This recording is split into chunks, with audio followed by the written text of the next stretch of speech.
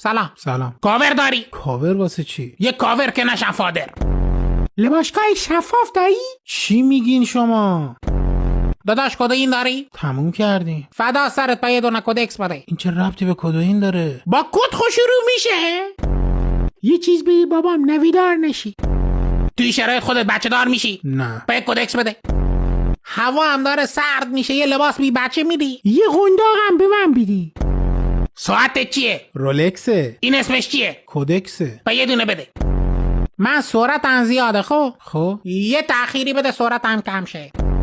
هوا ابریا. آره. چتر داری؟ نه. به یه کدکس بده بکشیم رو سرمون خیس نشیم. یه 7-8 تا بشتم به من بیدی. طرف ما سیلی. داداش یه چیزی بهم بده که اگه 1% منم پاره شدم اون پاره نشه. قبول دایی اول ایمنی بعد کای. 100%. په یه کدکس بدی سر کای.